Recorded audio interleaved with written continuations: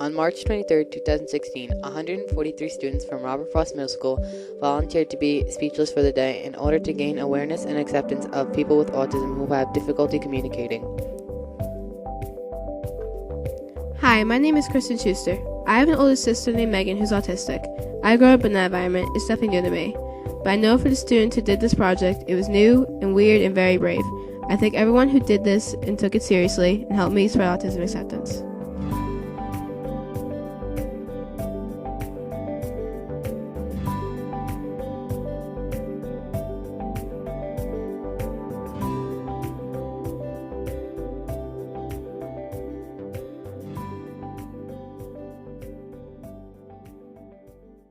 I built, oh baby, they're tumbling down. But they didn't even put up a fight. They didn't even make a sound. I found a way to let you in, but I never really had a doubt. Standing in the light of halo, I got my angel now. It's like I've been awakened. Every rule I had you breaking. It's a reason I'm taking. I ain't never gonna shut you out. Everywhere I'm looking now, I'm surrounded by all your face. Baby, I can feel your halo.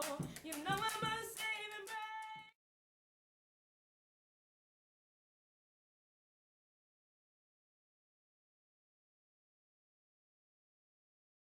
grace. Do you ever feel uncomfortable with yourself?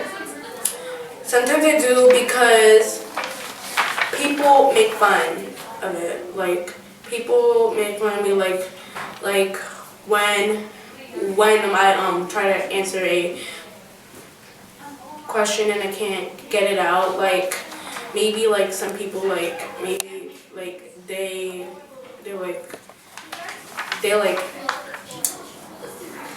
imitate me and then they go like da, da, da, da, and then that really hurts my feelings. Now you know firsthand what it's like to have like a speech impairment. Do you feel sympathy for people that can't speak? I feel bad for people that can't even speak. Like I felt that I was on the edge, like I was like stuttering, but then the people who can't speak, I just feel sorry for them, and I feel so grateful for the people who like put a band-aid over their mouth for like the whole day to know what it feels like to be one of those people who cannot speak.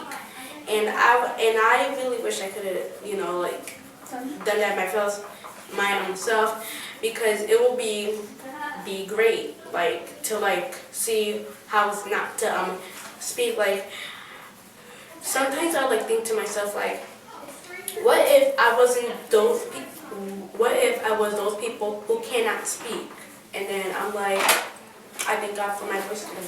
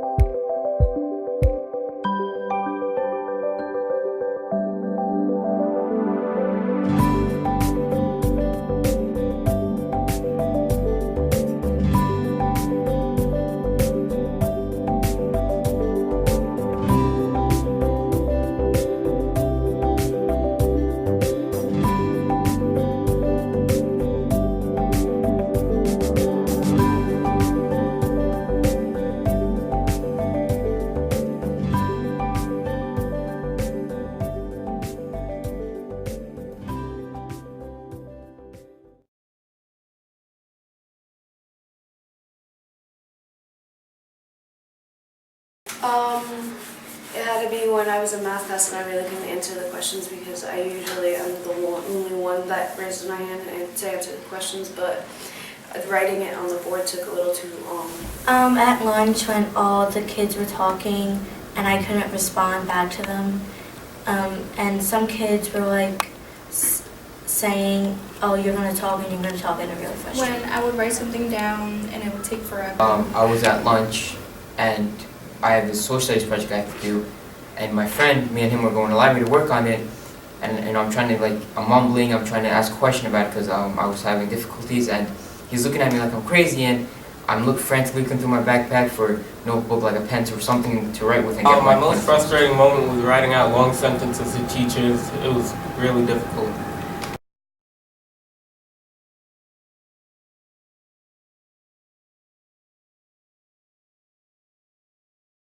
Yes, during gym, I was trying to tell my friend something, but he couldn't understand me because I was pointing at stuff, and I just stopped because I got mad. Yeah, because I'm from the best handwriting, and if I didn't have a piece of paper, nobody would know what I was talking about. I got angry, but then I understood why they couldn't understand me because I couldn't talk, but it did get me mad because they didn't even try to communicate, and when I tried to communicate with them, they would just forget. They just said forget it. Yeah, when I went outside at lunch, some kids were saying, oh, this is a stupid project, you're never going to do this. It was really frustrating because some people just don't have it easy. No, not all the time. Maybe once or twice because it was important and I really wanted to tell them something, but Yes, I got angry the whole day. People were asking me questions and I had no idea how to respond.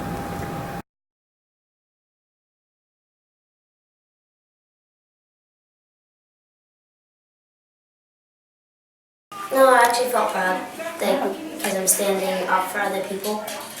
So I was Yeah, really proud. in science class, I was asking a question, and I wrote it on a piece of paper and handed it to the teacher, and everybody started laughing. No, nothing about that day made me feel embarrassed. Yeah, in Spanish class when I participated, the first time I did was 2 people actually laughed at me when I raised my hand and answered the Yes, question. in Spanish, I had a dry erase board, and I went to go answer the question, and I held up my dry erase board, and kids started laughing at me. So.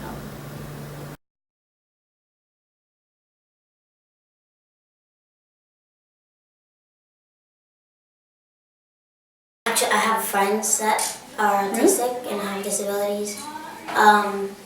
I think it's kind of cool that they're different, and it's not wrong. It's just the way they're made.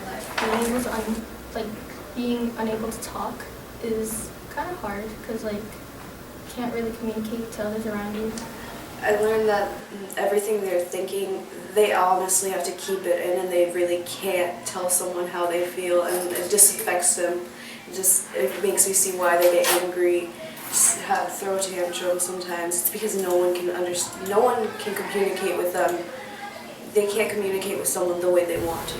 Autism, today was a really hard day because you're trying to communicate with someone and you can't. So I really understood what people with disabilities that can't speak are going through in their lives and how frustrating it is for them. And so when I see someone, when autistic people, yell or scream or something, I understand why they're doing that. I learned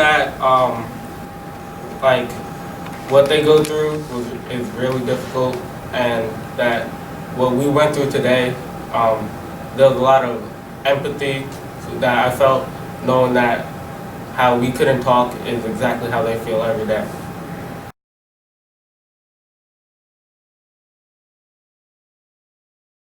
Yeah, because there's all this stuff about being aware of autism when we know they're there, but we should just accept them on who they are and try to communicate with them, even if they probably can't understand us.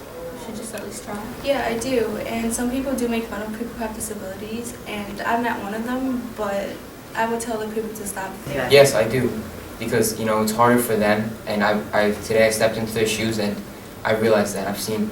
Yeah, I felt like autism kids couldn't do much, but there was a lot of things that I could do with the Band-Aid over my mouth, so I definitely thought that.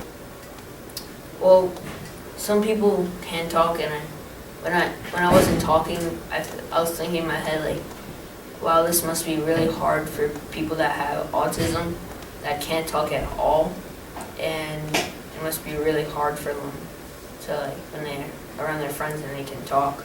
So yeah.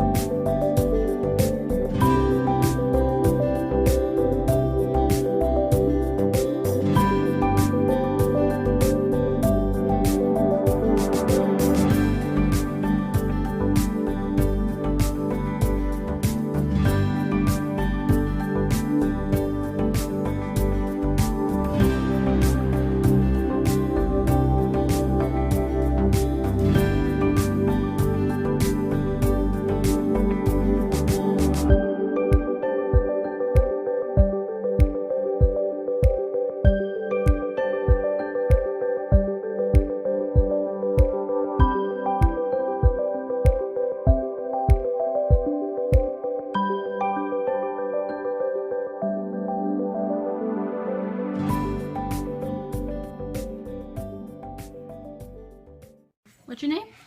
Megan. I'm your Best friend. I. Best friend. I. Best friend. Best friend. Look at that! Sit back. Hey. I love you.